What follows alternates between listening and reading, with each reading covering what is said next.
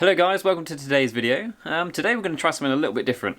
I've realised in the past that my videos have been a little bit too formal for my liking, so we're going to try and make this one a little bit more easygoing.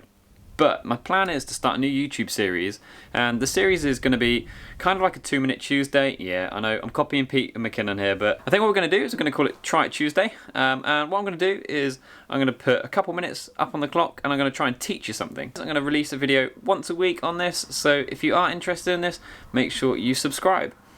So today we're going to go through some black and white photography, and I find sometimes my black and white photos are really boring and there's little interest in them. So what we're going to do is I'm going to hop onto Lightroom. I'm going to show you my favourite tip in terms of adding a little bit of drama to your black and white photos. I got my hard drive here, and I remember I went to London a little while back and I took quite a lot of photos. And I feel like I often take really boring street photography photos. So we're going to have a look at a couple of the photos I took whilst I was there. And there's one in particular of when I went to Liberty. So what we're going to do is we're going to have a look at that.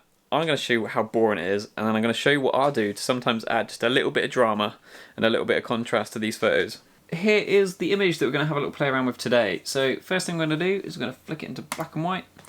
Now this image, I feel like it's a little bit dark in the bottom here, so what we're going to do first is up the shadows just so we can see what's going on. The sky is really blown out, so we're going to drop the highlights down quite a lot, to be honest, to get this to work. Now I personally really like really contrasty black and white photos, so we're going to up the contrast quite a lot. I think we're going to up the exposure just a little bit so we can see it a little bit better. I'm then going to tweak the clarity up. And to be honest, this is about where I normally stop, to be honest. But now for my little tip. So the thing we're going to do is we're going to use this, the radial filter tool. Now the idea behind this is we're going to add shadow and light to parts of the image which we think people are going to be interested in, or we want to draw someone's eye to. So for example, I think this Liberty sign, straight away, I'd quite like to draw people's eye to that. Now when you draw this, sometimes you'll see that it's actually affecting everything in the image but the selection. If that is the case, you want to click this little button here, and that will invert it back. And what you're going to do is kind of set it over the area that you want and sort of raise and lower the brightness. Now obviously don't go too extreme on this because it will look silly. But we're going to go around and we're going to pick out things that we feel we'd quite like to draw people's eyes to. Cool. What else we got? Quite like the British flag here as well. Now the idea is you do this to both the things you are interested in. Sometimes you might want to sort of shadow some things out.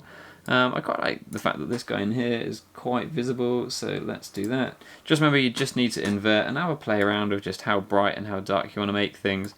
Now don't go too extreme with this, otherwise it will look really, really obvious. So make sure you're kind of making small tweaks, and don't be afraid to go for some quite big areas as well. Like I quite like this entire shop front here. It's a shop called Liberty here in the UK, and make sure we invert that again.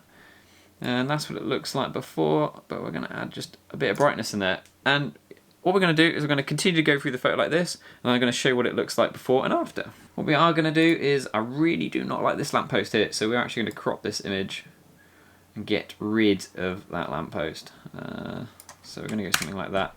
I think the image looks a lot better like this. I really didn't like that thing on the side, so we're going to crack on without that now. So that's how you do it. So now what I'm going to do is I'm going to show you the before and after pictures. So here they are now.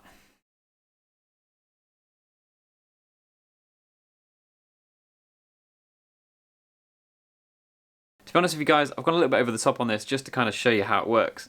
But you can see it adds so much drama to an otherwise boring photo. That's the end of this video, so I'm going to try and keep these videos as brief as possible. So if you've enjoyed this video, guys, do not forget to like and subscribe. Subscribers mean a lot to me at the minute because there's barely any of you. But yeah, thank you for watching, guys. And if you want to see the next video, it'll be out next Tuesday. So subscribe if you want to see. Thank you for watching. Cheers.